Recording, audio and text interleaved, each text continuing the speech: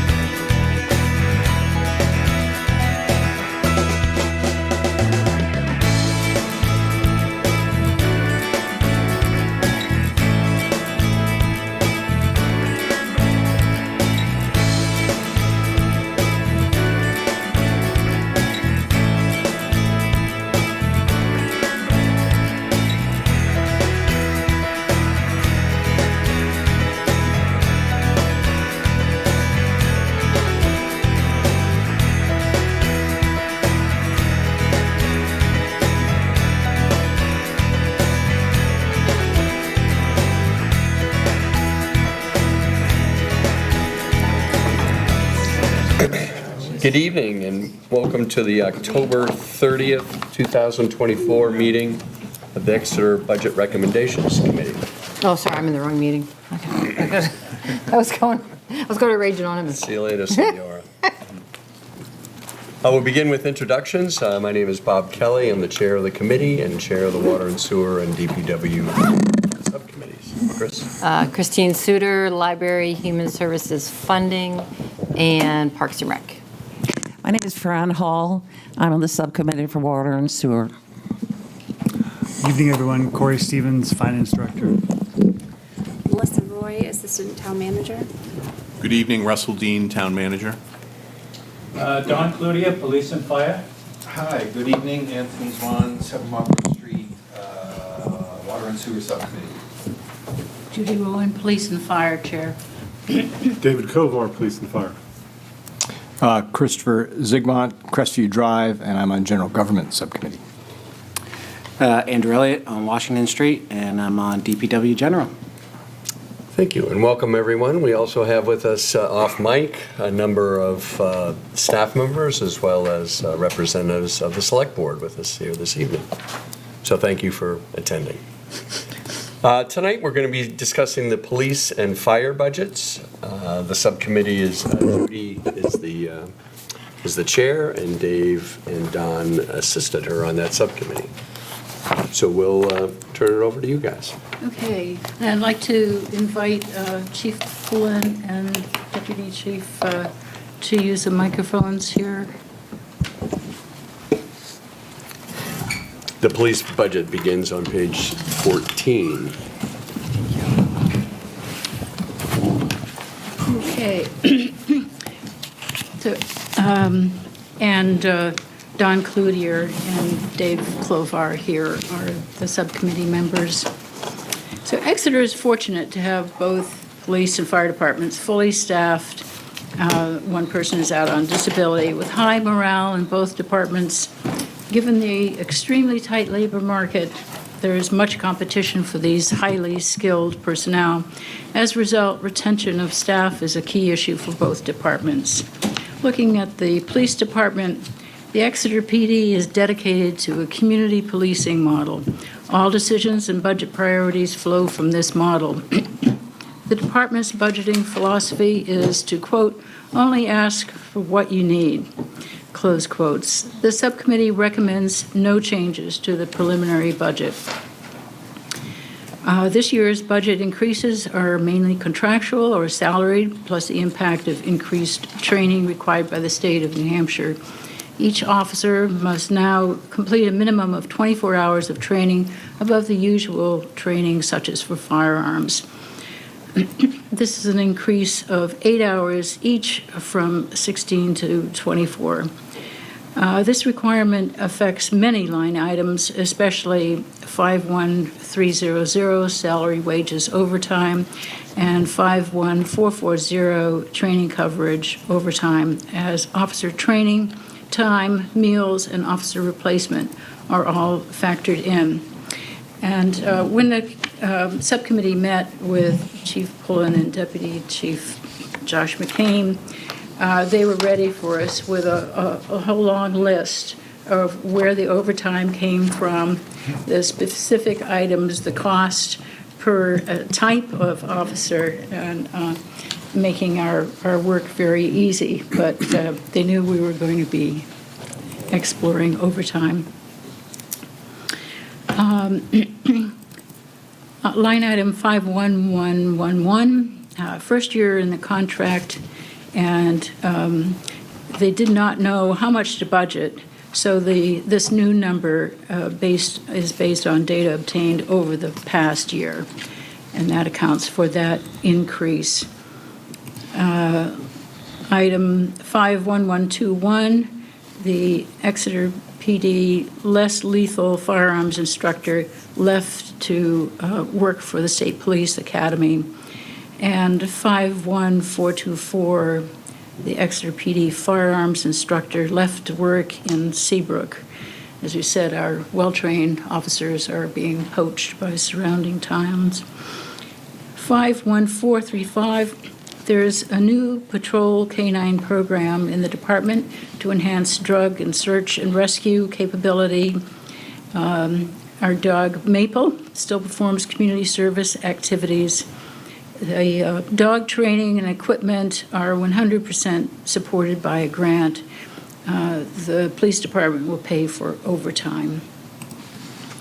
Are there any questions on the Just one, oh, sorry. salary wages part? Just one quick one. That's an additional, that's a different dog, right? It's not training up Maple for the service? That's right. Okay. Maple is a sweet lap dog, and I love this- Maple. That would be so awesome, though. Make a good TV show. Sorry. Regarding this additional state training for the chief, is this something that's going to be recurring, or is this more of a one-time expense? Because, of course, obviously that has implications for the budget. Yeah, so this is, this came out of the LEAC Commission after the George Floyd incident, Yeah. where they identified one of the areas that needed help was police training. Yeah. And what they did was they staggered the increases. It's an unfunded mandate. What they did was they realized there'd be an impact on the towns, so they'll start slowly. They'll add 4 hours, they'll add 4 hours, they'll add 6 hours. We're at the biggest jump and the last jump in the current law. So it's an 8-hour jump this year. So it's the biggest and the last jump. I guess my question is this something that's done annually, or is this just a one-off? No, this is an Annually. ongoing requirement. It's never going to drop back down. It's never going to go back down. Yeah, so we're at this ceiling at this moment. It can continue to go up. Yeah. Okay. I have a 24 hours every year, Yes. we think.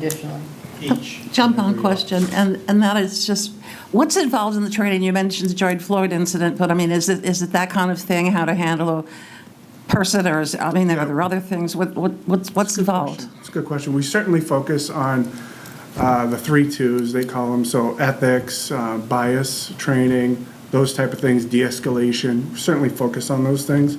But this is also drug interdiction training, computer crimes training, sex offense training. It's all the training that the police and detectives will get. Crime scene training, things like that. Great, thank you. And this is on top of your usual training. Yes, so it's important to note these 24 hours cannot include firearms. They can't include the more basic training. Which you do on a regular basis separately. Right. Of course.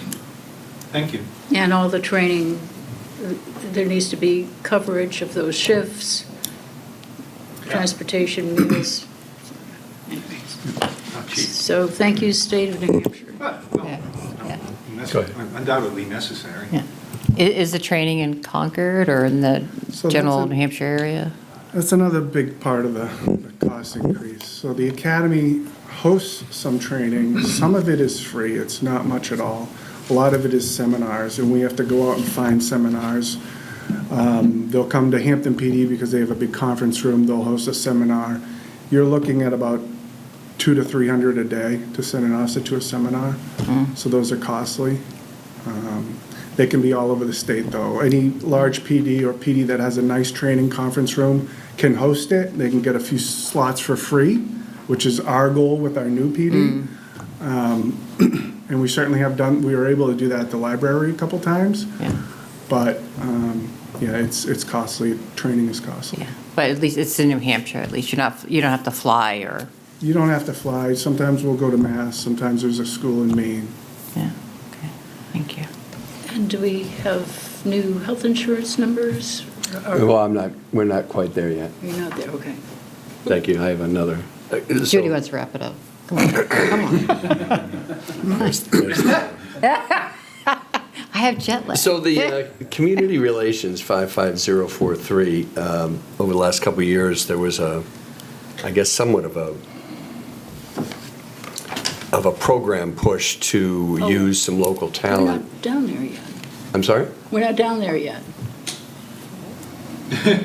We do the health numbers last, because we have nothing to do with those. So that's just before we vote on the budget. Okay, well, let's continue on then. Okay, so why don't you proceed ahead if we're talking about things beyond training then? Yeah, so An additional item we wanted to point out is 55001. This has to do with accreditation that the department has been going through. This is a special national accreditation which shows evidence of professionalism, commitment to high standards in the department, and it helps with credibility of officers when they testify in court. And one would hope that our Primex should go down when the certification is complete in 2025. And I just want to point out this accreditation is just one of several initiatives undertaken under Chief Pullen's leadership. If you recall, the One Mind campaign that provides officers with specialized mental health training, the introduction of body cams, which was a non-issue in this town, that's very problematic in some towns, and the annual mental health wellness checkup, which in some departments is not so well received, but in every instance, the chief has gotten out ahead of these issues and they've been well received. So 55043, Jason Schreiber is no longer providing this service. So, Bob, you want to discuss that? Well, I just had, I guess, a question of, because we had made sort of a push over the last couple of years to have that community outreach and public relations, if you will. So just wondering, in the absence of Jason, what was somebody in-house taking responsibility for that? I love the enthusiasm. The tech whizzes, the two tech whizzes. We have two volunteers. Okay, then. So also, I mean, this also impacts fire as well. And I was talking with Anna the other day, and she said that Bob has some media and social outreach experience as well. And so you may have another resource who can help out the various departments. And I believe that you reached out to Bob, is that correct? Yes. So there may be some in-house ability, and then there may be opportunities to get people in the community to contribute as well. Excellent. Yeah, Jason's been gone since September, and I've been making sure, I just posted another one today, trying to have officers take pictures of themselves doing things, send me a quick snippet, and I'll get it up there. So hopefully you haven't seen much of a difference in October from September. I've been trying to keep it going. We miss Jason, but he had another opportunity, and it would kind of conflict with his role with us. Oh, really? The Crime Syndicate PR, was it? You never know. Because most of this is online stuff, but whatever. Well, if he had to do a story on the police. He's working for a newspaper and. Got it. Okay. Andrew? I'm sorry to go back a little bit, but the canine officer, and it's covered this year, is the intention it's covered every year going forward, or is this? Yeah, it's 100%. We're only going to buy the dog once, hopefully, at least for 7 years, and then you can reapply for the grant. Right, but I mean, I'm a dog owner, and every time I take it to the vet, it's like $700. There's all kinds of vet donations. There's all kinds of things we can do to get that. Our canine handler in-house has a brother in Derry. He's their first canine handler, and they're having no problems with vet bills or anything like that. Okay. And Okay. Another one? Did you have something else? I had one other question. Go but I for it. can Yeah. wait. No, just in general about the training aspect of things. Do you have an internal person managing your training? Because I feel like with all these add-on things, maybe some things need to be retired so that there's not a cost increase, right? So we have a professional standards lieutenant. His only job is training and accreditation. So this is what he does. He tracks people, makes sure they're getting the training they need at the times in their careers that they need it. I'm not going to send a brand new person to a crime scene school that's pretty in-depth. Detectives will get that. FTOs will get supervisory kind of schools so that they can get into the next step of possibly being a sergeant. So that's all tracked, full on tracked, and then it's audited by the state. All of our training is audited to make sure they in fact went to the training, they have the certificates, they have the actual course description, so it's not fluffed or anything like that. Okay. Go ahead, Judy. Okay, and next item is 55047, computer maintenance service contract. That's decreased as a result of the computer contract being moved to the town IT department. And you will see multiple items on page 15 that appear unspent, but they will in fact be spent or already have been spent.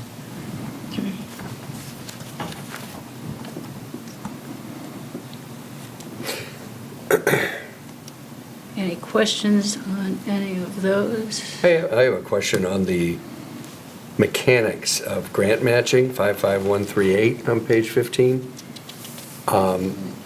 This looks like a new item. I haven't seen anything like it in the past, and I know a lot of times when we go after special projects, we have to approve a project and then get matched afterwards, and then that comes off of the expenditures. I've never seen us actually budget for grant matching, so if you could just walk us through That's smart. why So that is. This is the most recent piece of speed equipment that came from the New Hampshire Office of Safety. It's lumped into the other kind of grants that we get with speed, DWE, and those type of grants, patrol grants. So they offered equipment at a matching cost, and we needed to budget this piece of it, which is not the full cost of the equipment. This is 20% or so. So is this a one-off? I mean, This is a one-off. Yeah. so we can't pay this out of reserves for $2,000 instead of having a line item for it? So it could be that in future years, we continue to do this. The model is that there, in the past, when there's been a match, they've had to dig into budgets they didn't expect to have to spend out of in order to get the match. So my recommendation was put something in there so that you have the money to do the match, the 80/20 or whatever it is, and not hinder your other budget line items.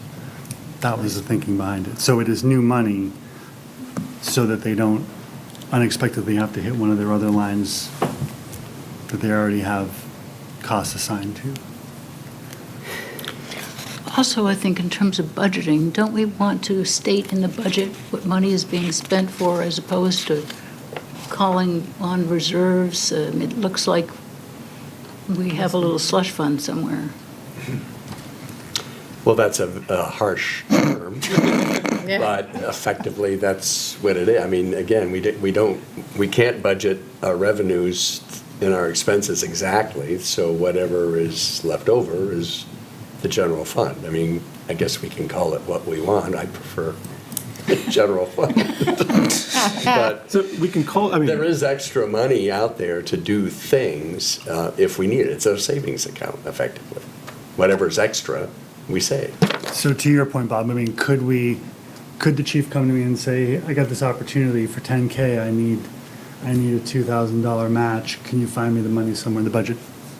Yeah, that could happen. I mean, there's probably $2,000 somewhere out there, but in the interest of pre-planning it, that's kind of what we advised. This is actually a way to be more transparent about it. I was about to say something along those lines, is that as a member of the public, this budget, as somebody very new to it, is incredibly transparent. And I'm really thrilled that, hey, look, if somebody says, where's the money going? Like, we know where it is. And the first time I understood, somebody explained to me the general fund and what we're talking about here is like, wait a second, so how much money gets spent that isn't documented in some way that I, the public, can understand where the money was spent? So this line item is saying, hey, we want to go spend the money on this thing, and if we get this thing, the radar, then this will be spent, and otherwise it won't. And so now we've got accountability and visibility. So I like this approach. Andrew. So just to play devil's advocate, we have an equipment purchase line item, which is going down by almost the exact same amount, and this is equipment. Whether it's a grant or you pay it outright, it's equipment. I think we should just scratch that, make it an equipment purchase, I and was sort of thinking the same keep thing. I mean, it's literally almost dollar for dollar. Almost every public works division has Capital an outlay. equipment Or- entity for exactly this kind of thing. The only thing I'd ask then would maybe be directed toward Corey is there a benefit, in this instance for equipment, it's going to have some matching funds. Is there value from an accounting perspective to track stuff that garners matching funds against other things that are just equipment that they have to go out and buy? I do have to be able to show that we had the match and what it was and pick it out of the lines. Could I find it an expense? For sure, it'd have to be labeled as such, but sitting out on a line, it's easier for me to go to my auditor and say, yeah, there it is there. Yeah. Great, that makes sense then, yeah.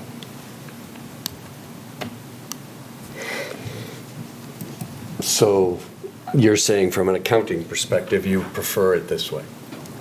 I would, yes.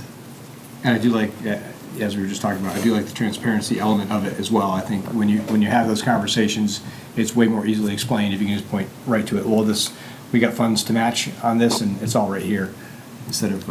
Yeah, I don't think it's quite that simple, but I'm not going to belabor it. There's plenty of things that we do, excess fund proceeds or bond proceeds, for instance, that we don't account for every penny because a project comes in lower bid than the engineer's estimate is, but we still have to go out and secure that money, and then we have extra money, excess bond proceeds, and the managers of our town and their select board manage that money.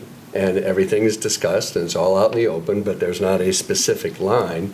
It's as transparent as it can be. And so if our finance director wants this as a grant, that's fine, but I don't think this is a transparency issue. Yeah, and that's my position. So Bob, I'm with you here, because I think just if we don't end up spending this, then it goes back to the general fund, and it just becomes this Part of the police budget. line item that sort of moves around. I feel like there's really already a line that you can point to. You can't not spend a grant if you get a grant approved. Yeah, but I'm saying that, has the grant been approved already? Yeah. So this is, This is a cart before the horse thing. It's kind of strange. so but it's not going to happen until next year? Not the grant. Is that right? We're budgeting for a grant that's already been approved. It's a little different than some other. So this is a one-time. You're going for a grant for the barn, let's say. It's an You don't know if October to you're gonna get October it. grant. October to October, so. So we've already paid the excess out of some part of the budget, and this is basically somehow I paying don't it think we've back. paid for this equipment specifically. This is a 2025 ask, correct? No, we just got it earlier, so you might see it this year. So if it's this year, we're just gonna have to find the money for it somewhere else. But we weren't anticipating getting it Point that quick. exactly. So if this 2168 is against a grant you got this year, it won't work for the grants that we're talking about now. It's an October to October grant, so understand, it's a right. 24-25. Right. But yeah, if If we we get the have grant it this right year- now, then we can zero this out. What is the year-to-date on the equipment purchase line, 55106? Corey, if you Just a would. second, yep.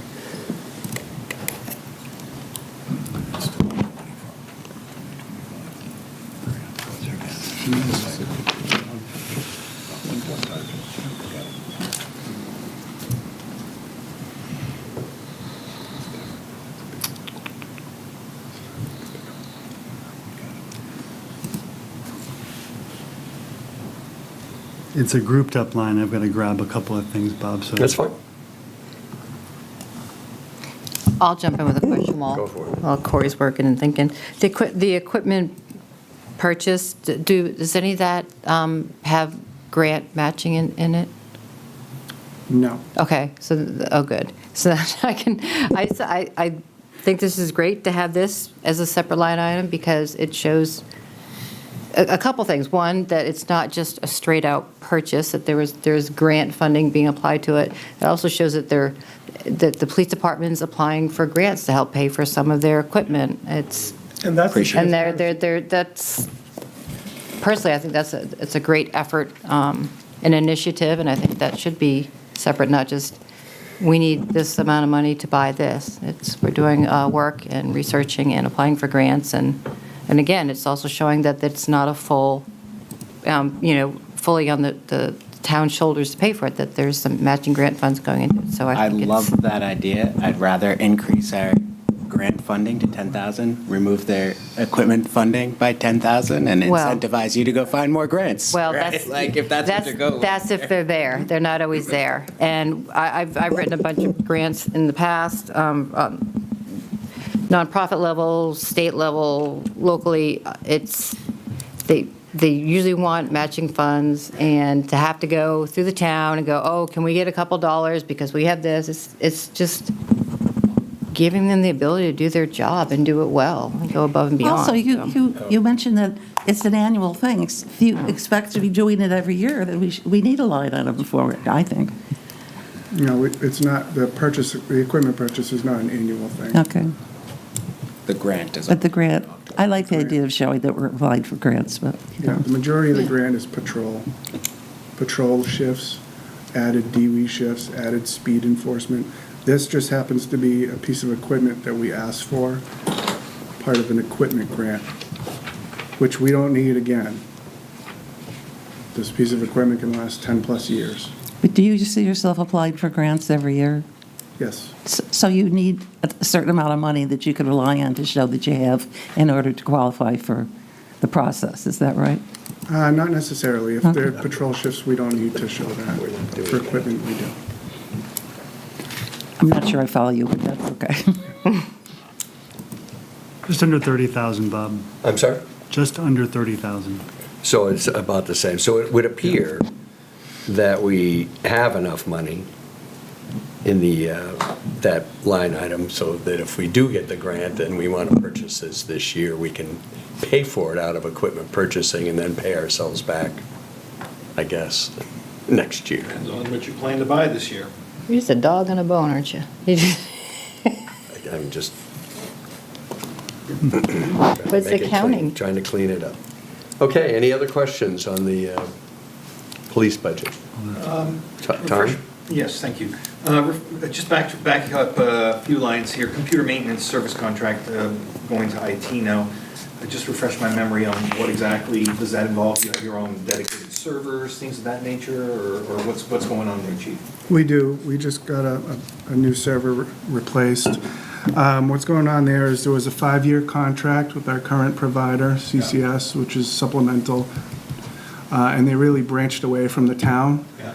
And we decided to open that up for another RFP, and we had, before we got too far. So fire department and us decided that we really don't know much IT speak and what's going on when they're talking to us. They should be linked with the town IT. Yeah, I'm with you on that. They should be working in conjunction with the town IT. So it only made sense to approach, the town manager and Corey and see if we could get that put back into their budget, and then put the new IT company, whoever that could be, which now we know is going to be Block 5, have them under the IT umbrella. So they are truly a supplemental to them. And we don't need them to put a printer online when our town IT can go and do that. Yeah. I totally get the moving it over to IT. I was just trying to get a picture of, your computer needs and what that involves with you having your own servers, but, Yeah, it's a little bit more involved for our town IT to take the whole thing on because of CGIS requirements and all kinds of VPN tunnels to the state for, fingerprinting machine and different things like that. The dispatch center alone is, the dispatch center alone is more than what the town IT can effectively take on, so that's why you need to supplement. Okay, any other questions? Corey, could you update us on the benefits numbers? Yes.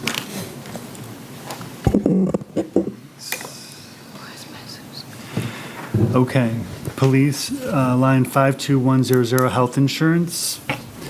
New number is 654,636, 654,636.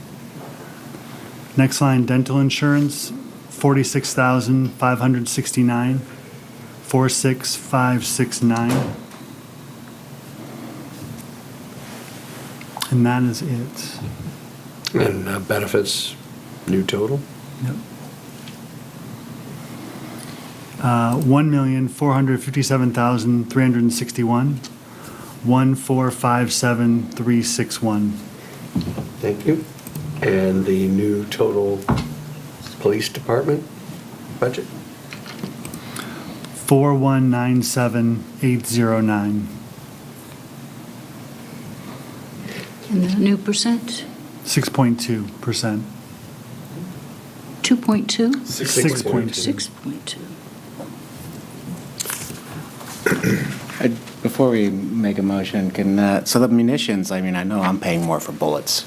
That hasn't changed this year at all? Like it's zero for you guys? Can I get a deal where you guys shop it?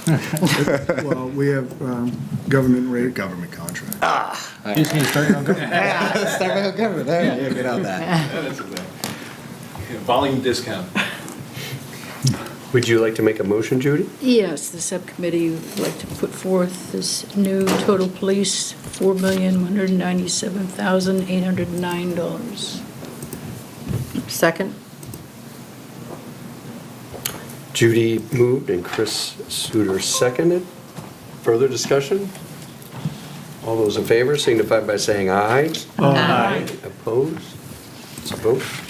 I would like to have it noted for the first time in history that we've done the police department in 1/2 hour. Yeah.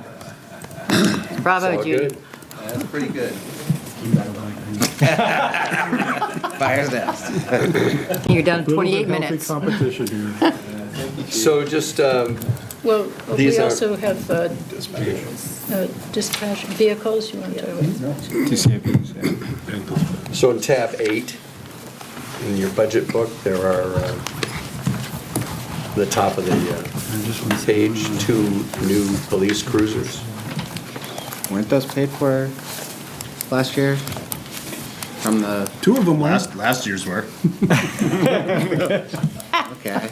So these two stars, the 2011 Ford Taurus, 166,210 miles. The rocker panels have rusted out, the floorboards are failing, structurally not sound, won't pass inspection. Do you think it needs replacement?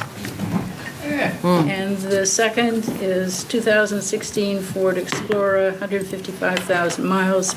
The exhaust system fell off and had to be welded back on, and it won't pass inspection next year. Like the Blues Brothers mobile. How does the That exhaust made it to fall the out? building. Rust. Yeah, I've had to do that a couple of times. I'm like, I'm not driving a police cruiser though. Yep. Do you guys have a wash station at Court Street, or you have to go up to Public Works? We have our Sally Port right now. Right at the Court Street. But since you're out every day in the winter, it just, 2 steps forward, 1 step back. Okay. Bob, do you want to do dispatch at this time, or wait? I just thought we'd do fire, get the fire for Yep. these guys, and then do dispatch and Very good. health after that.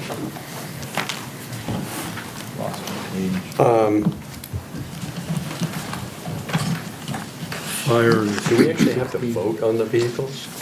Because they're not actually part of the budget, they're part of the leases, right? So we would vote on that as part of the lease? There is actually a line item in the budget for vehicles, so. Which covers it. Right, and we can take a minute and get the page number. Yeah, I think I think it's it's the last one. 133,000.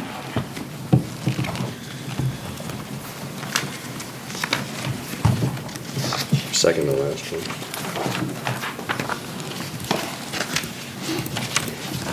Yeah, page 31, under capital outlay. Right. Equipment, right? No. Vehicle replacement? Vehicle replacement, capital outlay vehicles. So this is line 57012 for 132,000. I'd like to move that figure for 2 replacement vehicles. Well, hold on for just 1 sec. The other leases Those are lease numbers? Do you want me to run down what that list of items is, Bob, right now? Sure. Yeah. It's 1080. So we've got a pumper truck for fire with a lease ending in 2031 for $72,000. We've got fire equipment, SCBA fire equipment with a lease that ends in 2028 for $51,000. We've got the patrol motorcycle for $2,100. And we've got the sidewalk tractor, which has a lease that ends in 2027 for $38,583 for the total of $164,317 For those leases. for those leases. Okay. Does anybody have any questions on the two police cruisers that are being discussed? Not specifically the cruisers, but is there an incentive to lease versus buy, like a tax incentive, or why are we leasing? I don't lease. Yeah, I mean, we're a tax exempt entity, so when we're out there buying, we're buying on that basis. We have not done like a full-blown lease versus purchase analysis, but we've been rotating steadily, trying to rotate steadily 2 cruisers per year out of the fleet because of the kind of numbers that Judy brought to the table tonight. Yeah, they're out of the fleet, but they're not out of the department. That's the difference with the lease. They move somewhere else. They move right down the line. How many vehicles are there? Sorry, just roughly, if we're doing 2 a year. We have 5 patrol vehicles that are the ones that are always driving all around. And we have. Only 5? Only 5, yeah. So the frontline ones are 5. The front line, yeah. Total vehicles, I think, is 17 for the Uh, department. detectives With and detectives, staff. utility truck. So that basically our cruisers. every 5 years, you're getting new vehicles roughly with a 2-year roughly number. Sounds Yeah, right. So we're replacing 2016, In 2011. yeah. Yeah, I mean, that was last, More but that's a like that detective was. scar. I mean, they have various life cycles within the police department throughout their career with the town. Obviously, the first several years, you know, They get a lot of the miles. frontline cruisers. They're the ones that are the most dependable. They're the newest cars. They have our best equipment, our best foot forward to respond to emergency calls. Then they find a second life, like my cruiser. It doesn't have to go to as many emergency calls, but it still needs to run. So mine's like a second tier one. All the executive cars are like that. Some of them move to detectives. The detectives have to be able to respond to crime scenes. We have one dedicated with all our crime scene equipment in it to go out there to hold all the stuff to process it. Then you have the third and fourth lifespan is when you get up into the 150,000 mile mark, where the stuff you guys are hearing about right now, those are the ones that are out on the road details. That when the officers are directing road traffic for like the paving downtown today. So as long as the lights still work. it's The lights still work, you know, they might not be as Make it bright, downtown. but they're still working. They're gutted out, there's no radio. Our school resource officer, she has a cruiser to go to and from the high school. Hers is one of the cruisers that we were talking about that's going to be replaced. But they go through several lifespans by the time they get to where we're talking about retiring them. Cool. And when we're talking about retiring them, like if we showed our subcommittee the Ford Taurus. It still looks pretty nice when you're looking at it from afar, but the second you get down close to it, it's not going to pass inspection. It's legally, we can't drive it. And that thing's 13 years old. Those go to auction, I'm guessing, Yeah. or She's got a scrap. good life. Well, if the police can't legally do it, then that thing needs to And be off the it's funny road. when you talk about that, because when we trade these in, and this was kind of going to your question Yeah. about the leasing, you get a lot of return on investment with the lease, but when we turn in a car, they're only giving It's us done. $500. Right. It's Yeah. basically that's just for us to be able not have to get rid of it ourselves. Yeah. It's no use, who knows where these things end up. I understand. So leasing is a misnomer. We actually don't lease vehicles. We just call it lease purchase, but we are buying. It's a financing mechanism. We'll finance for 5 years, and that is purely what's the rate going to be? You call it a What's lease. the cash flow going to be? And as opposed to putting out $1 million for a pumper truck or $750, we just Spread it amortize out. it over 5 years. Yeah, okay. Yeah, so I Oh, just that's- reminded myself, we're not actually leasing anything. That makes a lot more Yeah. sense, thank you. Yeah, You said that's the number good. already, we have 5 main patrol cars. Yes. And the total number of vehicles ballpark is Seven. 7? So we should only get one next year, Okay, thank you. because we did 2 last year, 2 this year. We one usually do next 2 year. every year. Well, that's part of the discussion, right? The subcommittee's recommending 2, but that's what we're discussing. Yeah. That was really It helpful. seems like Very- the 2 vehicles that They- we're replacing are in tough. They need to be replaced. And given, I mean, you've been doing this for years, and you've been replacing 2 every year essentially, and they're doing the same number of miles for the most part, the same number of hours, unless somebody makes a much better police car that lasts 20% longer, I Seems would to be going the other anticipate way. that this is what it's going to look like. Yeah. We also had the delay during COVID. Yeah, I remember that, There's a yeah. big gap there till we got Oh, new yeah. cars. That's right. Which sets the whole cycle back Yeah. year, and where Of you're course. trying to catch up to where they're not all failing at once. That's your ultimate goal, is that your whole fleet doesn't Right. fail at once. Yeah, and Harry made the point, if for some reason you voted not to support one of the vehicles, it would just mean 3 vehicles next year. We'll probably do 2 anyway, right? Okay. Russ so to- reminded me, sorry, I just want to make one point. Russ reminded me that we do lease our motorcycle. It's a 6-month lease, and then we turn it in, and we get another one for the next year. No, well, Same one to- we've had the same bike since 2000. But it's only a 6-month. Yeah, and we put And it goes back not a to lot of our- miles on that. It's a special price for that bike because that's a 2016. The new price is over 8,000 for a lease, and we're good with our old one. It's always been ours. We take very good care of it, and they continue to honor that 2,600, so. Okay, well, to complete police, I would like to do on page 31, the vehicle replacement, which is, as Corey mentioned, a combination of existing lease purchases or leases, and then the addition of the 2 police cars. So if there's no additional discussion on the cruisers, I would entertain a motion to accept the budget of $296,317 for vehicle replacement. So moved. Second? Judy and Chris seconds. Further discussion? All those in favor signify by saying aye. Aye. Opposed? Thank you. Okay, thank you, gentlemen. Really Thank you. appreciate your time and illuminating some of our questions. Appreciate it. Thank you. Okay, on to fire department.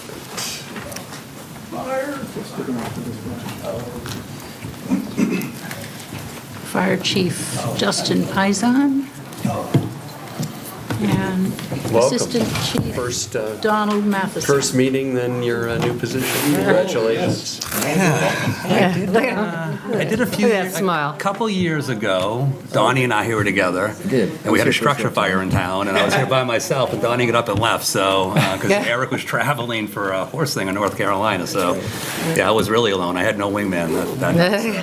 I'm not leaving. Okay, Judy. So the fire department budget, we note that this is Chief Pizon's first year preparing a budget, and this one is very well scrubbed and just less than level funded. He stated that his goal for this year is supporting his people and maintaining the firefighting apparatus. He reports that Exeter dwarfs surrounding towns in call volume per firefighter EMT. And the subcommittee recommends no change to the preliminary budget. Well done. Chief Pizon and the finance director thoughtfully reviewed the overtime numbers and categories and decided to have the budget better allow for planning ahead and less callback.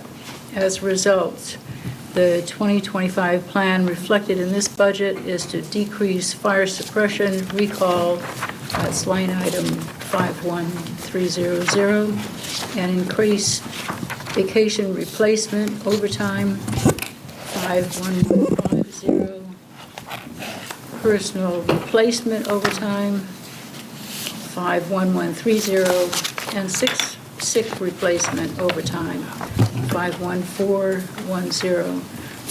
This will allow for better scheduling as several of these items can be planned for ahead of time.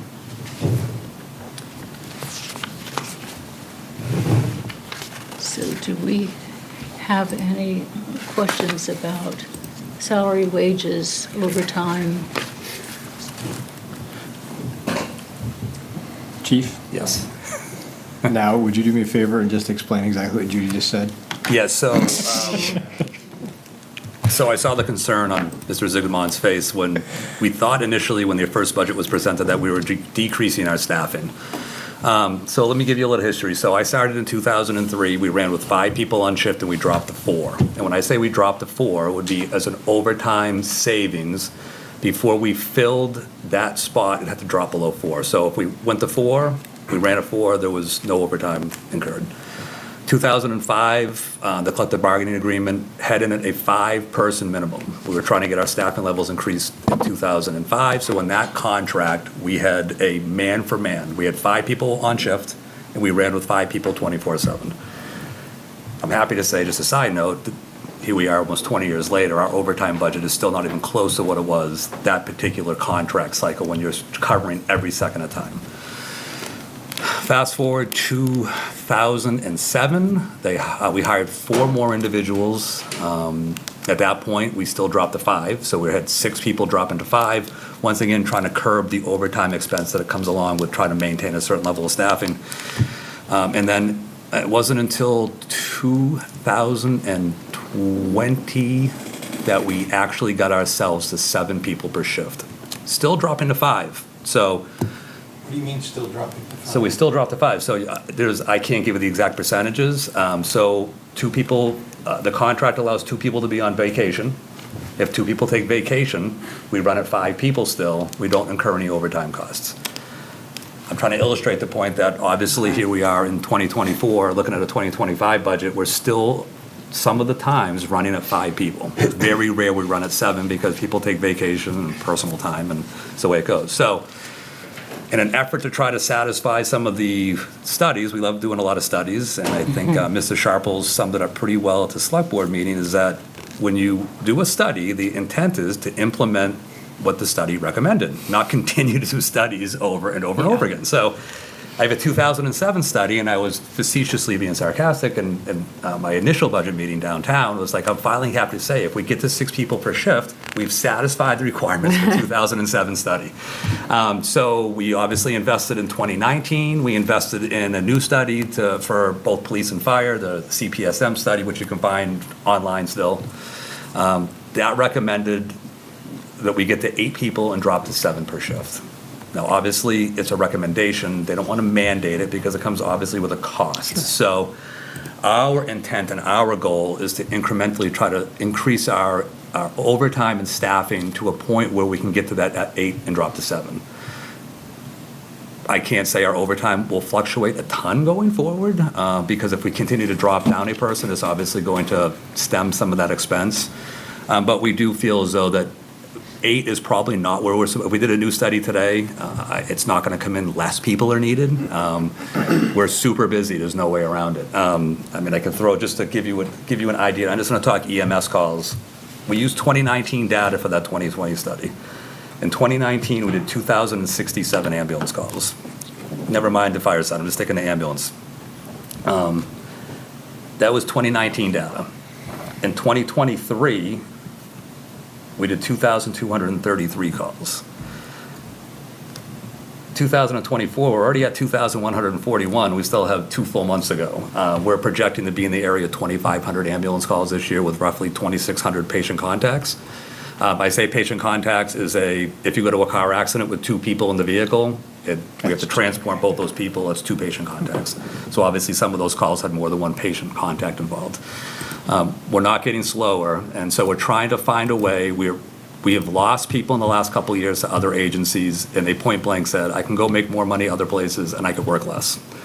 And so from a retention standpoint, we're just trying to get our staffing levels where people feel supported, which we do. And I'm not saying we don't. This year, we've had a great year. We've had a pretty big expense, which I'm sure eventually we'll get to, about with our PFAS-free gear. And we want to continue to invest in our people. We've done a great job over my career, over Donnie's career. It was, hey, look at Exeter's got the best equipment ever. They have a ton of equipment. And we used to always give Hampton a hard time because Hampton equipment wasn't so great. But what Hampton has is twice as many people working than we do with the same call volume. So I thought it was time we started to invest in the fire department people and less into the fire department equipment. Now, we're not going to run and have broken equipment, but I think it's time for us to focus in a different area. So hopefully that answers your question from the other night as well, so. It does, and I just have a little follow-up, sorry, Tom. So I look at that, and it's a great explanation for it. I think a lot of people, and I prompted you for that because I don't think a lot of people understood that, me included. When I look down the road and I look at a lot of development going on in town, and it's happening pretty quickly, how do you feel braced for the additional dwellings, additional residents, additional businesses as that comes online? It's coming pretty quick.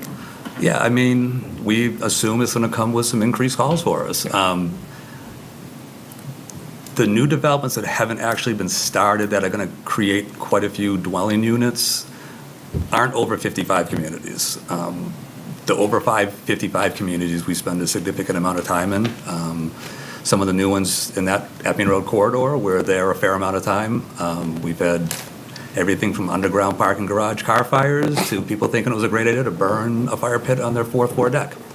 Never mind the ambulance calls. So it's we anticipate increased calls. I think the support we receive for the substation is important. That will give us the ability to have people on that end of town. And we're trying to meet standards. The one thing the fire service has always been done well at over the years is, anyone who wants to stop down and look at my rice paper volumes that are about this wide of NFPA standards, there are NFPA standards and recommendations for staffing levels, and that's something we're trying to get to. We get there on some pieces most days. Some days we don't get on either one. So you're supposed to have 4 people on a pump or a ladder truck, a pump being a traditional fire truck. And if we're at 7, we can staff at 4 on one of them and 3 on the other. We're getting close. But ideally, we need to be. But I think the increased call volume is going to, as we build, the calls will continue to come in. I think getting that to 7 and dropping to 6, and hopefully to 8 at some point, dropping to 7, is going to position us well to have fully staffed ambulances on both ends of town. It's going to be, but yeah, I mean, we've obviously seen a large increase. I'm giving you numbers that are rapidly increasing and going up. So as we build, we say if you build them, they will come. So we're going to have more calls. Riverwoods is in the process of trying to get a new facility, consolidated facility built.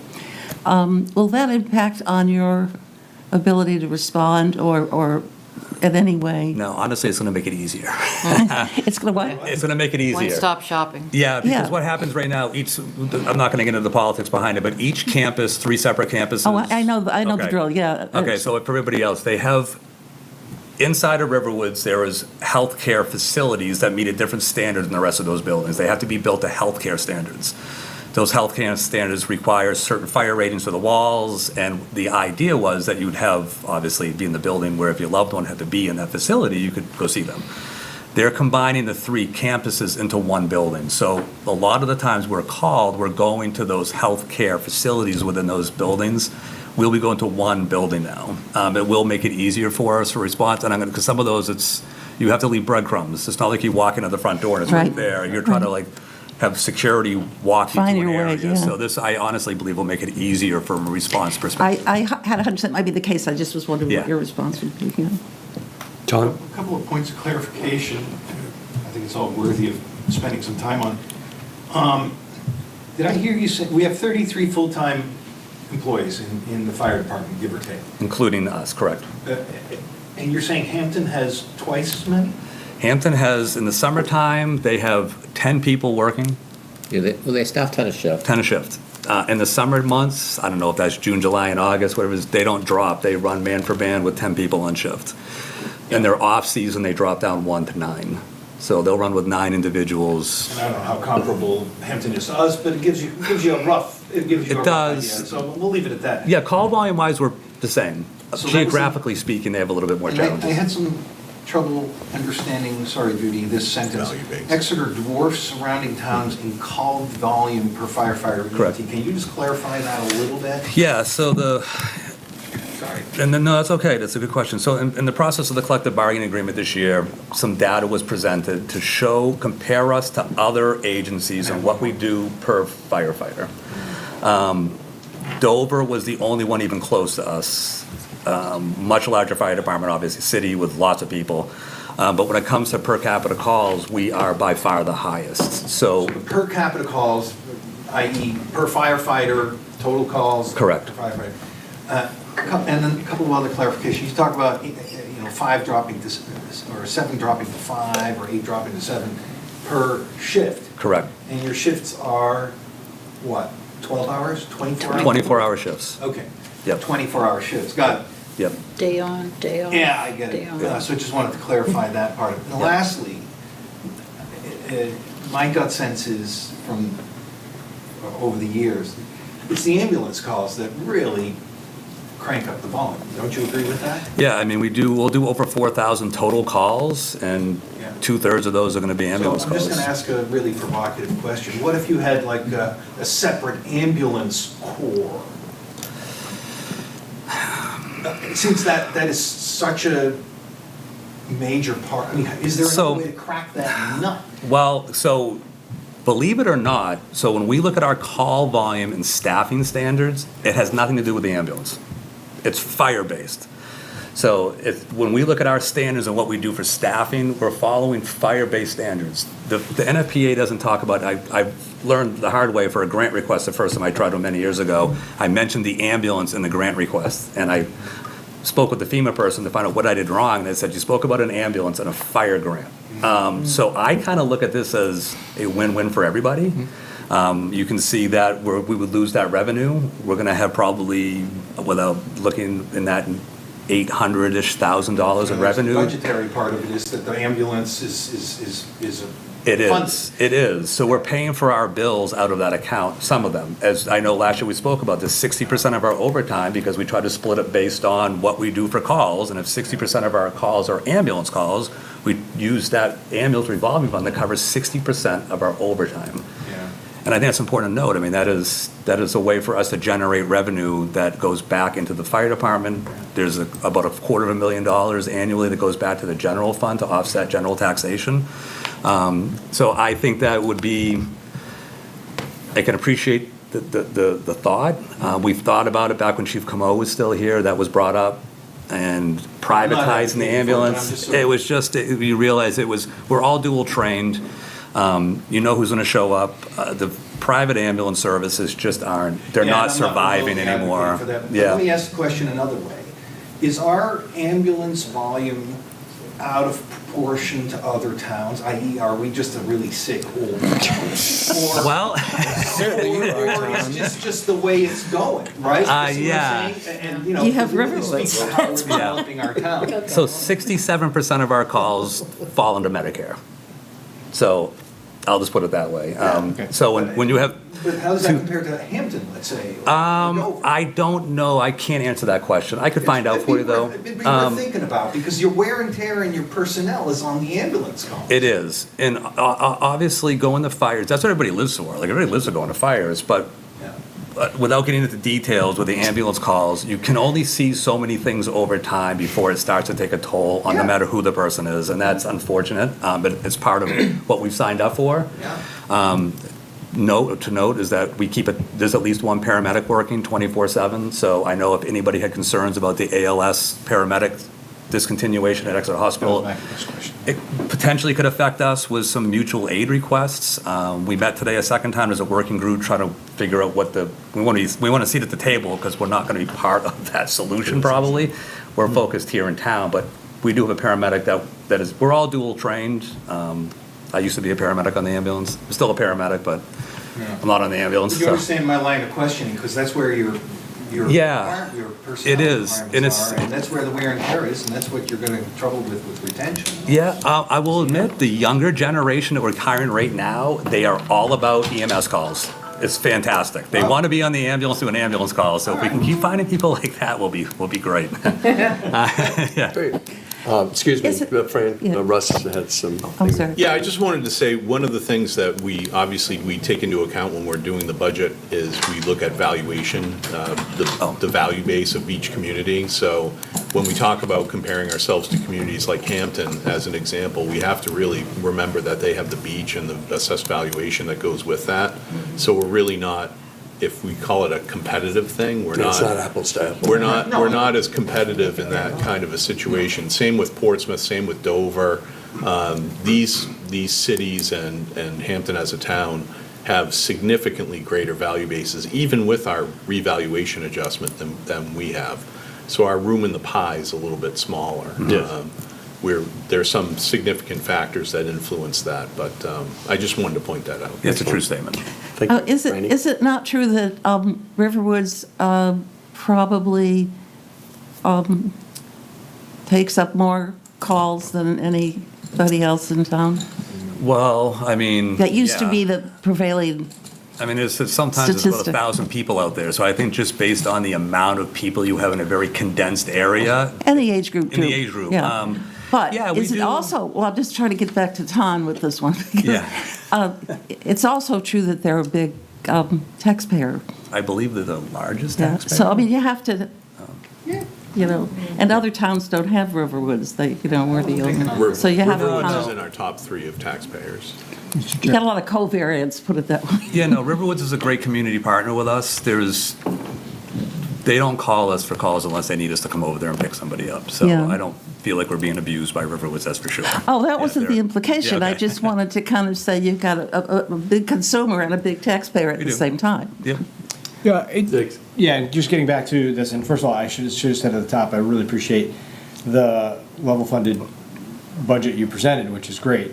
Obviously, I think the things in the whole wide world we never want to cut corners on, however, is police and fire, right? These are really important.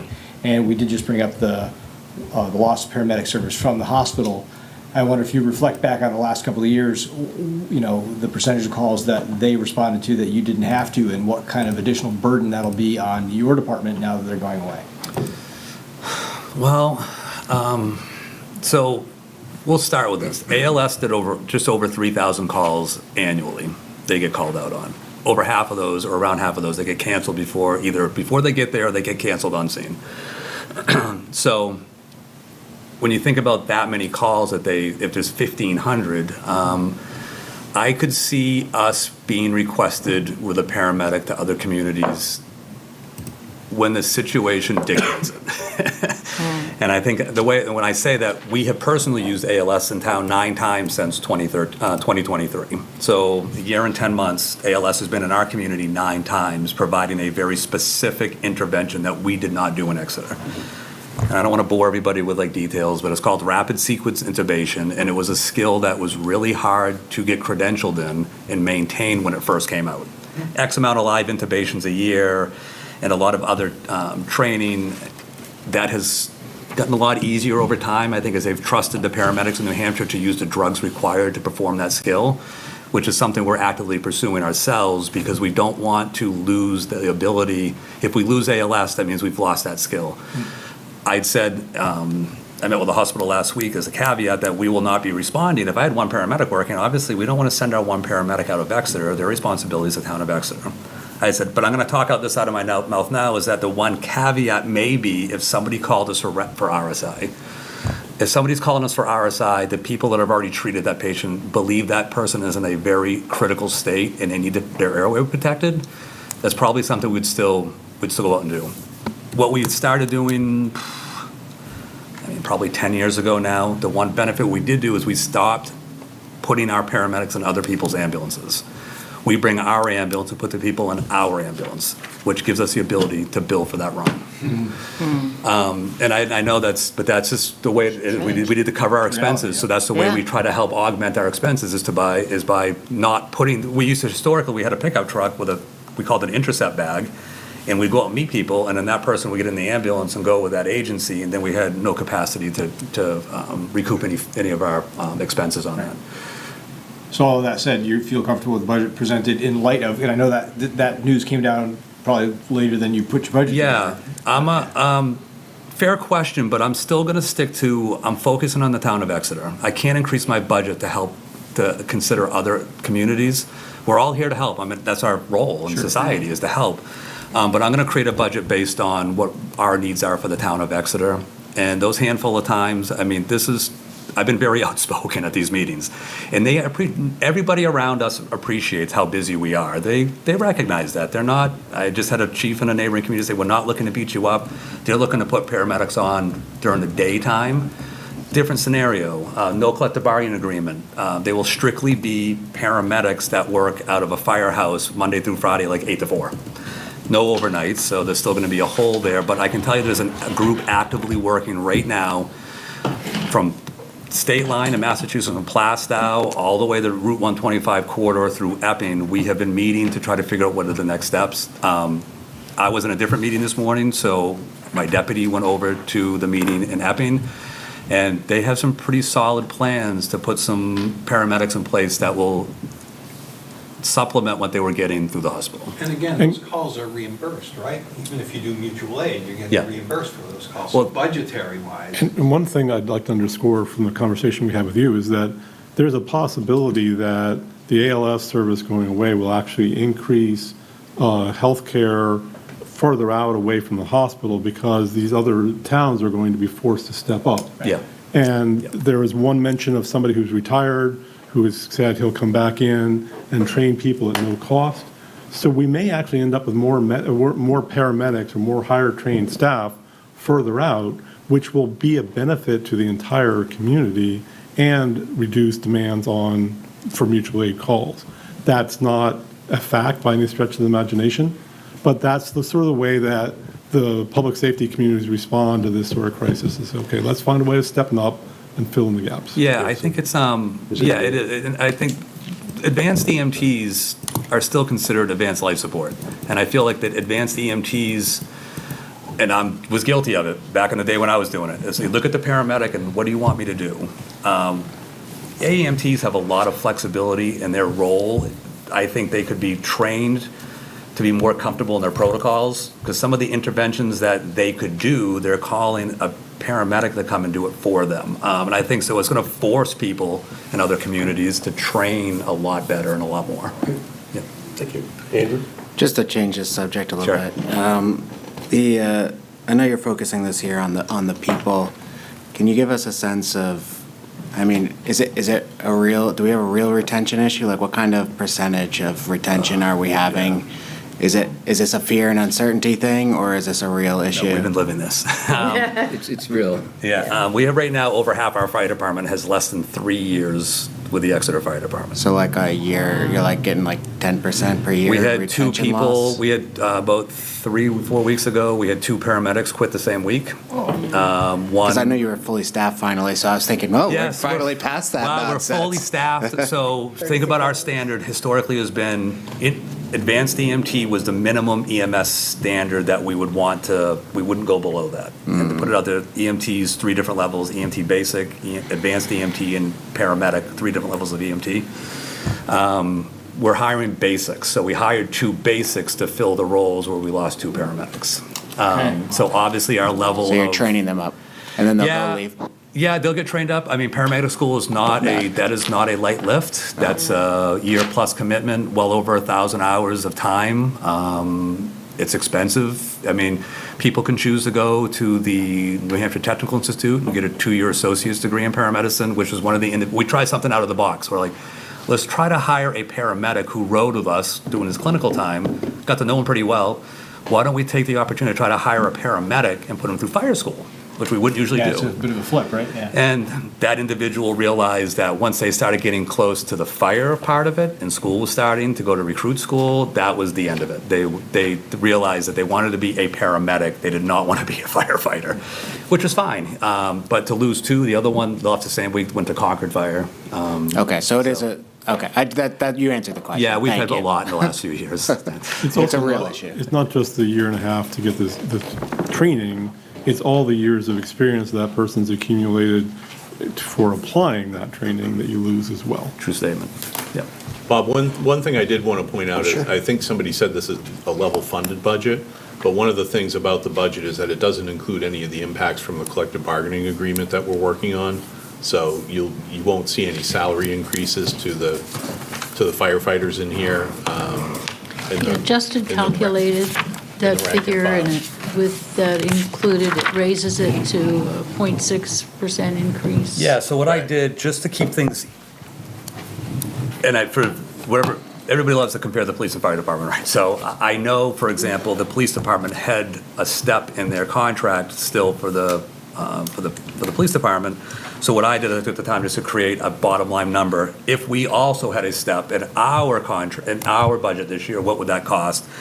And between benefit, I didn't do benefits, between your retirement and your salaries, it was a $50,378.13 difference. So instead of us being down minus 0.6%, we would be up 0.5% if that step was in our budget as well.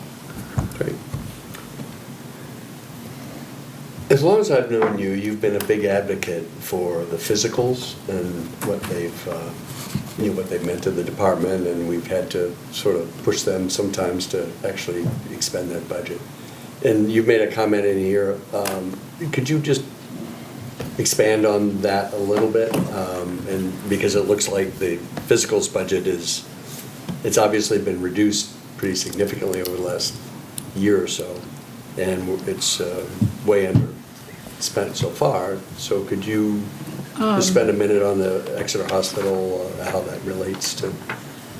So this is 55214? Yes. Physicals.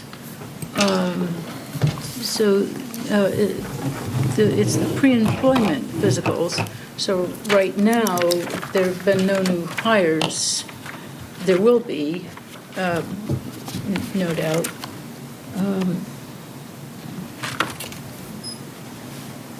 So there's no increase in that. Well, I guess what I'm asking is your paragraph about Exeter Hospital and the decision that I'd just like you to explain basically for the record, as people watching this and for the minutes, that there is instead of just calling it the decision, is just sort of expand on what that means to the budget and to the fire department, if you would. Okay, yes, we did spend quite a bit of time discussing the impact of Exeter Hospital's decision to end the ALS service and the impact it would make on our fire department. A major issue will be to replace the Exeter Hospital's Center for Occupational Employee Health that currently conducts the fire department annual physicals. So you will be searching for a new. So we are. And Exeter Hospital, when we met last week, we met with the top executives of the hospital. They're going to help facilitate that transition. Portsmouth Hospital has a Center for Occupational Health that we're hoping we'll be going to. Maybe. Yeah, we're hoping. So they said they would help us get there. We believe, I was having a conversation with Dr. Zwan. The other one he mentioned is in Somersworth, which is obviously not ideal. So Portsmouth is not ideal either. We were pretty selfish having it right in town. It was really nice. Portsmouth could be a lot worse. Could be Somersworth. So we're looking right now to try and find out where we'll be going to. Is that a budget impact item? No, we don't know yet, because it depends on, this year's physicals are in the process of being completed now, because Occ Health is going to operate through the middle of November. So we are fast tracking getting everybody through right now. I can't speak to what it might be a budget impact next year, but we don't know. I don't know. We don't have any pricing, and Portsmouth Hospital has neglected to return any of the messages that we've sent, so that's why we're trying to get Exeter to help move us along with facilitate that. I imagine they've had a lot of other phone calls from other agencies as well. I guess my worry is that if they're ending in November, we have all of next year sort of hanging out there, and We don't know what the cost is. we don't, well, I gotta believe there's some research or some, I would just hate to get whacked with something that we haven't prepared for. I can't say that we won't. My gut tells me most of these occupational health centers, they're relatively comparable and comparable. I don't think they're going to perform any tasks that Exeter wasn't already performing, because we follow a standard. So benchmarks where we get certain things, chest x-rays, stress tests, whatever it might be. I don't foresee, I mean, if we had to have something done, we can still use Exeter Hospital for certain things. If we need to do a stress test, we don't have to go to Portsmouth to do that. We could do it in Exeter. So I don't, without me comparing every single intervention out there, I just don't see it being a huge difference. Okay. I don't. I mean, As long as we thought about it. That's rainbows good. and unicorns, so. If I may, I'm just a little lost on the, on that line item. The physicals on 55214, those are pre-employment physicals. That's a different line item. Right. Correct? Correct. These Yep. COEH, I'm going to call them Yeah, COEH sure. physicals. Where's that line item? Those got moved to the EMS revolving fund a few years ago. Oh, so that's why I'm not seeing them here. Yeah. Because I didn't see them Yeah. anywhere on this. They're not there. Yeah, there. yeah, we're trying to do exactly the comment you made at the budget meeting about trying to find creative ways to fund needs out of the ambulance revolving accounts, Okay. so. All right, so that's why we're not seeing it. Correct. Well, I'm liking that. Okay. Bob, it's possible too that Primex or Health Trust could have a list of providers to help Right. us out with this. Okay. So. Like I said, as long as we've thought about it. Yeah, we thought about it. Our job is not to micromanage your department. I just. It was just, make if sure if you we had thought. been given just a little bit more time to think about it, would have been ideal. Yeah. It was the way it happened so fast that it kind of caught us off guard, so. I'm going to, as a physician on staff at Exeter Hospital, I'm going to take that as a perfect segue to say, healthcare is hard. And so, running ambulances and responding to those things that's serious wear and tear. And all you need to do is try to get into your doctor's office to realize that, the healthcare system, the wheels are coming off the healthcare system. So I think the ambulance, the fire department is not immune to that either. And Exeter Hospital is not immune to it, and I wouldn't assume the worst on what you're reading in the news. I'll leave it at that. Fair enough. We're very lucky to have Exeter Hospital and to have the services that we have. Excellent. Great. Well, thank you to the subcommittee for their report, and Right. thank you for the department. We have some There's still dispatch. protective gear and, PFAS and, yeah. yeah. CIP stuff. Okay?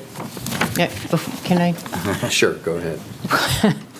I've sat quiet the whole time. I just have a very quick point to make to the group and to anybody who may actually be listening, that we talk about the increase in the development over on Epping Road and, that affects, but we always have to remember there's also going to be an increase in tax revenue coming in with that. So that, costs go up, but revenue is going to go up as well. So we need to remind ourselves of that too.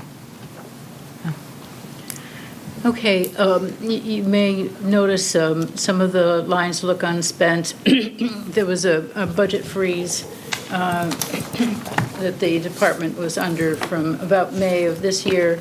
There was the question of acquiring the new protective gear. The current protective gear has PFAS in them, and the department it needs to get away from that kind of protective gear, but how that was going to be funded was apparently up in the air. Would the ARPA funds come through, or how was it going to be paid for? So there were $100,000 in ARPA funds applied to buying the new protective gear, and once that was agreed upon, then the other lines could be spent. Is that a correct understanding? Yeah, where the gear was purchased out of, it wasn't budgeted for last year. We had the opportunity, strike while the iron is hot. So we had to come up with $28,000 out of our own budget. So in order to make sure we were going to make it through our year, we've implemented a spending freeze in May just to ensure that we had enough funds to get us through the year. So I have pretty current numbers with me if anybody had questions on specific lines, probably not as current as Corey's, but yeah, we did put a spending freeze on to move, and that money's been moved. So the current budget the money's been moved into the protective equipment line, just waiting for our invoice and the gear to come. Todd? I'm a little bummed and puzzled about this protective gear and the PFAS. I mean, we pay attention, everybody's paying attention to PFAS now. Didn't we have a warrant article not that long ago to upgrade our gear within, I'm going to say, the last 10 Yeah, years? it's been replaced. That was FCBA equipment. Okay, yeah, Was that a SCBA's. separate and distinct thing? That's the air packs with the mask we wear Okay. versus that, we're talking the actual gear that we put on. Okay. That is So that impregnated. was not money misspent No. on something that we found out had PFAS in it? No, we try to do, following NFPA standards, we do a regular rotation, so we buy X amount of sets of gear a year, so we keep it rotated out. The PFAS-free gear is new this year. I believe at the time when we made the agreement to buy the gear, we were like the third fire department in the state to be able to afford that. But when we realized, they don't tell you how much PFAS is in it. It's like a trade secret. They don't tell you. But of course, it's, I'll let Donnie actually, because it was a few years No, ago. I think you've answered my Okay, question fair enough. already anyway, Yeah. because I was concerned that whatever that initiative was a handful of years ago was that we somehow got burned on PFAS. It was not. Okay. Yeah. All right, that's all. Yep. Okay, that completes us. So you're done? Any other questions on any other items? You dispatch and health. So that completes fire, there's still dispatch and health. Thank you. Can I get the health numbers, Corey? Yes. Actually, we're gonna take it from the top. I've got some changes to the wage lines. Got it. So 51110, full-time salary wages, is now 2,255,765. 2,255,765. It's a decrease of $3,630. Next line, 51121, is now 19,170. 19170. And then moving down to holiday pay, 51420 is now 115,367. 115,367.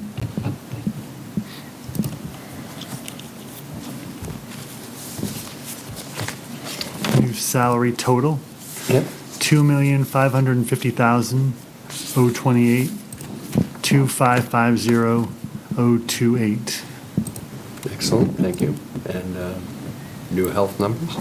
Health insurance, 673,453, 673,453. Dental insurance, 49,515, 49515. Then new Medicare number, 36,975, 36975.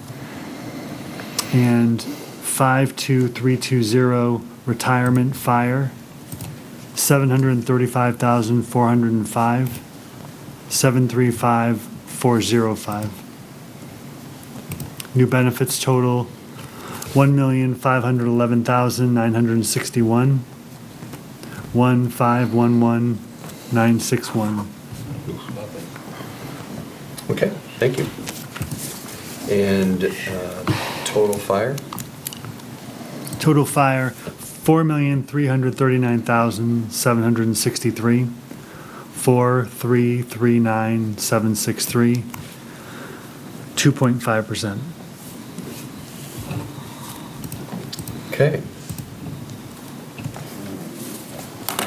Would you like to make a? And I'd like to move that number, the total fire. Judy moves. Do I hear a second? I'll second that. Who is that, please? Chris. Chris Sigmund, second. Further discussion? All those in favor signify by saying aye. Aye. Opposed? Thank you. One small note at the end, you're talking about planning, succession planning. And here in the fire department, you have an example of a new fire chief with previous fire chief on hand in a limited basis to help out, and that seems to be working well. Yeah, no complaints. Excellent. We chose wisely. I appreciate that. Okay, on to dispatch on page 18. I have some wage updates whenever you want to do that. Any discussion items? No, the overtime is just part of the previous discussion that we already had. Okay. Sure, Corey, any updates? Yes, full-time salary wages is now $242,059, 242,059. 51420, holiday pay is now $11,267, 11267. Total salaries, $293,866, 293,866. Thank you. Health? Yes. New health number is 109,246, 109,246. New dental is $7,459, 7459, sorry. Excuse me, move- Corey, could you just do health insurance again, please? Yes, 7459. That's dental. That's dental. 109,246. Thank you. 109,246. New FICA, line 52200, 18,220, 18220. New Medicare, 4,261, 4261. And new retirement town, 38,251. New benefits? 177,677, 177,677. And total dispatch? $503,218, 503,218. And I'd like to move that Total number. change? 5.2. Thank you. 5.2%. I'd like to move that number, total dispatch, 503,218. Second? Judy moves and Chris Suter seconds. Further discussion? All those in favor signify by saying aye. Aye. Opposed? Thank you. Health on page 19. The new health officer, Madison Bailey,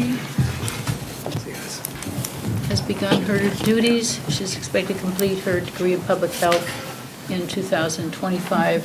So that would reduce line 55091, education training in future years. 55308, travel reimbursement reflects reimbursement for use of her vehicle.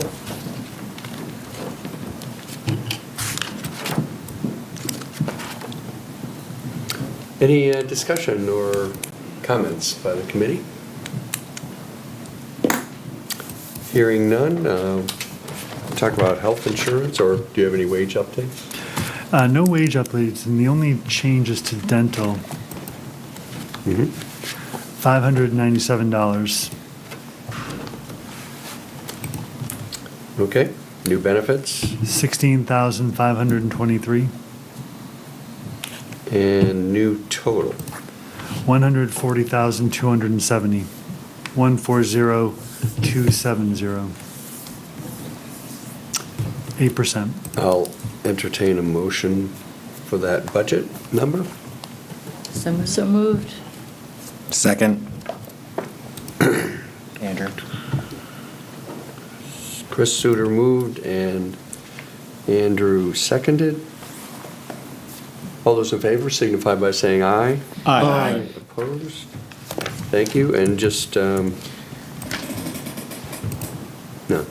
Yeah, what's the new public safety shared services, just for Yep. records? 643,488. 643,488. Okay, thank you. CIP. Yeah, before we get to that, there's a budget item that I'd like to bring up for, Cisterns? no. If you recall, last year, we had a modification to what was called euphemistically the hydrant maintenance fee under fire. Historically, it had been $20,000 a year in the fire budget. Last year, it was moved to a miscellaneous line item, which is shown on page 31, under miscellaneous. And what this, for the folks who may not remember this discussion and who are new to the committee, what this line covers is the cost of services to provide fire protection flows outside of the water service area. So you have water piping goes to hydrants, and that serves the people who are paying the water and sewer or the water fees. But the fire department uses the hydrants and the sizes of these mains to be able to fight fires beyond that water district, if you will. So we had an extensive discussion last year. We handed out some charts and graphs that showed that the town was woefully deficient and heavily reliant on the water ratepayers to cover this funding, when in actuality, a large portion of the town, about 3,000 housing units, were basically getting a free ride with that $20,000. The AWWA, American Water Works Association, calculated based on the size of our town that it should actually be about $750,000 a year should be paid from the general fund to the water fund to offset the added cost of the size of the piping and the hydrants and all the other things that go to providing the ability to fight fires in the town, as well as making the water that then is used to fight these fires. Last year we started, as you can see, under miscellaneous, the fire protection number 55151. We put in a budget of $100,000 as a start, and the goal last year was stated that we would add $50,000 a year up to $250,000, which is a third of what the standard should be. And then we would reassess on what all that means. The Town Executive Committee has level funded this from last year at $100,000 and has not added that $50,000 with all the other things going on. So I would like to bring it forward that we continue that strategy that we started last year. Again, this is, we talk about fairness and equality and equity all the time, and what this is a payback of the folks on the general fund who are getting fire services effectively without paying for them. So that's I felt very strongly about this last year. We voted it in, and I would like to see another $50,000 put in the 2025 budget to make that $150,000. So that's the pitch. I'll make. I know it's a tough year to be adding things. There's a lot of things that have been thrown at us, not the least of which is health and our IT costs. But this is basically a matter of squaring the books, if you will. We're between the general fund and the water ratepayers. Yeah, we're not adding. We're not adding money moving per it se. from the we're water just and moving sewer to the general. Right. It would become an expense on the general fund and a revenue item on the water fund. So it's basically just an accounting. The way around, sorry. Yeah. Did I say that backwards? My bad. It still adds to the budget as well. Oh, it does, of course. It's definitely going to cost taxpayers money. Yes, it will, and it should.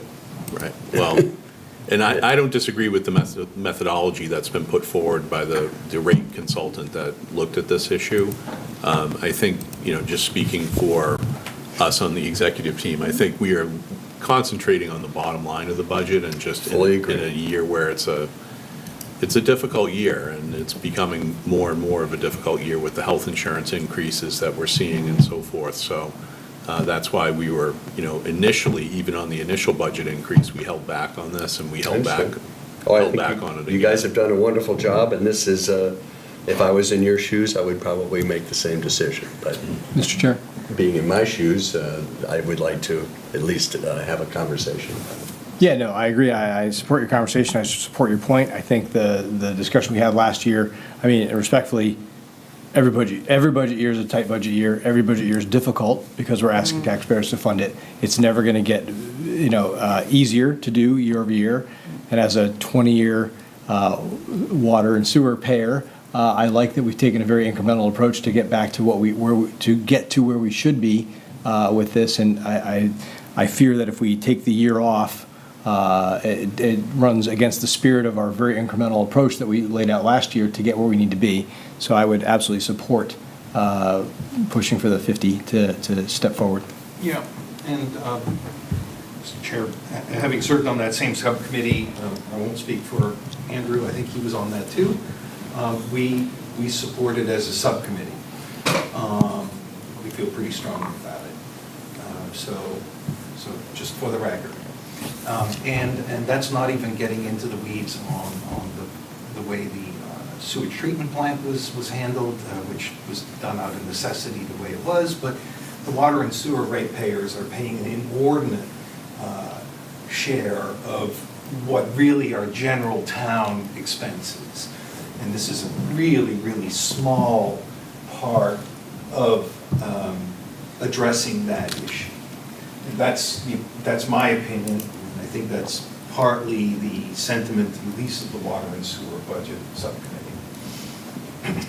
Am I off base on that? No, I actually went to the Board of Selectmen in 2017 to make that exact point. And the Select Board, I think, supported the concept, but it's dicey, to put a sewer expense on the general fund. But the concept, I think everybody agreed with it, but it was hard to. That ship had and sailed. did not get implemented. And that ship. But there was a consideration, certainly. So, I'd like to make a motion, Mr. Shelley. okay. I'd like to make a motion that we recommend increasing that line item by 50,000 to 150,000. That's line item, correct me if I'm wrong. 55151 under miscellaneous. 55151, raised from 100 to 150. I would second that motion. Any further discussion?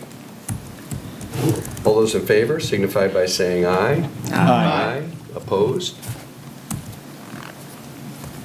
It's a vote. So if my math is correct, the general expenses total for miscellaneous is now $150,004. And I would entertain a motion for that new general expenses total under miscellaneous. I so move. I Tom, second. And Andrew seconds. That was All those in Chris. favor? Oh, I'm sorry, Ziggy. Yep. Throwing my voice there. Chris Sigmund. All those in favor signify by saying aye. Aye. Opposed? Thank you. So that takes care of miscellaneous. Thank you for bearing with. Okay, Judy, CIP. CIP. As a result of the previously ordered ambulance not having arrived and the chief's sensitivity to Exeter taxpayers who just voted to build a new police station, fire substation, the fire department has deferred its request for ambulance 2 replacement on page 40. The subcommittee supports the request for the utility vehicle replacement, and it's on page 52 of your booklet. This 17-year-old vehicle has been sitting outside as there is no room in the station. It passed inspection this year after much work was done. The bed was rebuilt and rusted parts replaced, but it will not pass inspection next year, says Harry. Also, it has an old polluting diesel engine. It does. And Rains Barn fire alarm unit? Well, I'm assuming that you would support that. It's a warrant article. That's Kristen Murphy's. Oh, that'd be under her. Right. Okay. She went Even over though it's that. I fire. think she went over that at the all-day meeting, but she'll be here again on CIP night. So the fire, the utility one would be, is proposed to be paid, we will still discuss it in a few weeks, but it's proposed to be paid for out of fund balance. Okay. And so is the Rains Barn fire alarm. Yep. Okay.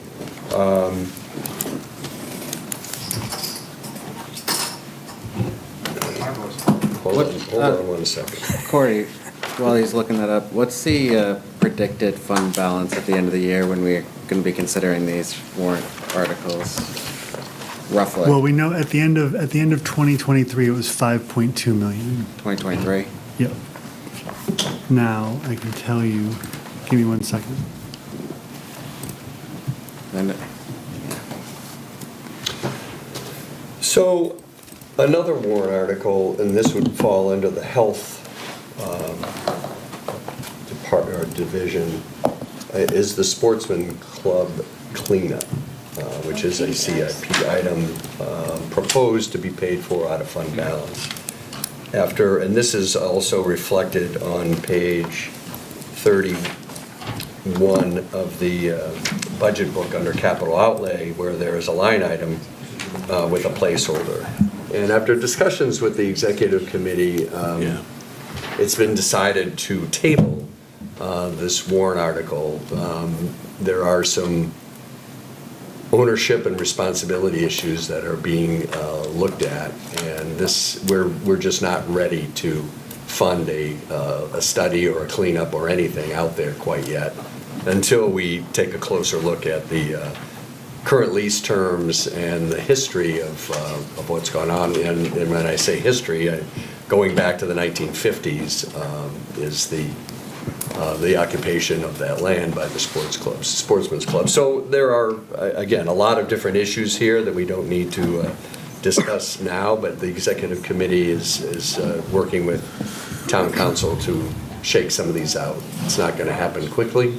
We'll probably deal with it next year at some point, hopefully, but we will not be dealing with it this year. So that will be deferred. Mr. Chair, question on that one? I'm sorry? Can I have a question on that one? Absolutely. And this maybe, Russ, maybe this is best for you. With the deferment, and I fully support us pursuing the right path here and understanding the ownership and responsibilities, its proximity to water supply is my chief concern. Sure. So will this deferment put us in any further jeopardy or of having any leaching or issues with the water supply? Yeah, well, we have a meeting scheduled with DES actually to come to the town and go and meet with representatives from the club and ourselves on this. As far as leaching goes, I don't think there are issues out there per se as of now. This is a site characterization effort that is being requested by DES, so different sampling at different areas on the property. Okay. So we'll be back with you, but this is falling under administration now as well. Thank you. Yeah. So to that end, the Sportsman Club line under capital outlay other on page 31 will stay at $1, would not be changed for any reason since we're tabling this for now. So I will make a motion for the budget of capital outlay other of $13,017.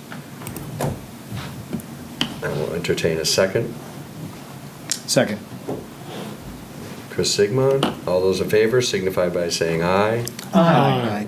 Opposed? Thank you. And did we decided we're going to try to wait until November and see if Primex comes up with some of the backfill numbers on some of the minor sections, or do we want to just go with what we do have those. We do? We do. We just, actually, between meetings, we received the invoices for 2025. But you haven't I'm assuming you haven't been able to update the numbers? or- No, we're good. We can go right through those, yep. Well, let's take care of them then. So we'll start with unemployment. That's right. Sorry, where are we, just real quick? I'm sorry, page 31, bottom of page 31. Thank you. For unemployment total? Top four So total unemployment is 2,446. 2446. Bottom line. Right, okay. I'll entertain a motion for that budget number. So moved. Chris Suter, Second. Andrew second. All those in favor signify by saying aye. Aye. Opposed? Thank you. Workers' comp on page 32. Total workers' comp, 260,854. 260,854. I will entertain a motion on that amount. So moved. Second. Second, Andrew. Second, Andrew. Yep. All those in favor signify by saying aye. Aye. Opposed? Thank you. And insurance. A month early. Total insurance, 88,441. So, Same. same. 88441. Same number, okay. We don't need to move it. We're doing it. Yes, I'll entertain, yeah, we have not approved that. I'll move it. Second, Andrew. Second, Andrew. Yep. All those in favor signify by saying aye. Aye. Opposed? Thank you.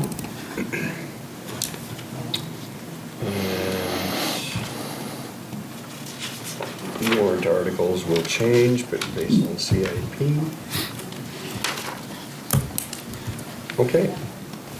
Anything else to be brought before the committee? For any reason? Okay. Next week, next Wednesday at 6:30, we'll be hearing from Chris Suter and her subcommittee on Parks and Rec, Library, and Welfare and Human Services. As you recall, we will be going over the Human Services requests, not in detail, but the bottom line, and defer to Chris and her subcommittee on their recommendations, as well as talking about Parks and Rec, Library, and any CIP items thereof. So until next Wednesday, I will entertain a motion to adjourn. So moved. Second? Second. All those in favor signify by saying aye. Aye. Opposed? We'll see you next Wednesday. Todd, Thank you for tuning in to Tom. Exeter TV. Exeter TV is the town's public and government access channels, available on Comcast Channels 6 and 22. Channel 6 is your channel. If you have an idea for a program, want to host your own talk show, or submit a film, we're here to get your content on television. On Channel 22, we bring you live and replay coverage of government meetings and other town updates. A third channel, Blue Hawk Media, is operated by SAU 16 and can be found on Channel 8, with all your school sports, events, and meetings. You can watch Exeter TV online at exeternh.tv, Apple TV, and on Roku. Find us on social media for extra content. Subscribe to our YouTube channel and hit the bell to get notified about live streams and new content. Tune in to our platforms every other Friday to watch the Exeter Biweekly Report, with recaps of recent events, updates from town departments, and messages from nonprofits in your area. If you head to our website, exeternh.tv, we invite you to sign up to our newsletter to receive monthly updates about new content, upcoming meetings, and more. We'd like to thank you for taking the time to watch Exeter TV and hope that you tune in to our other content as well.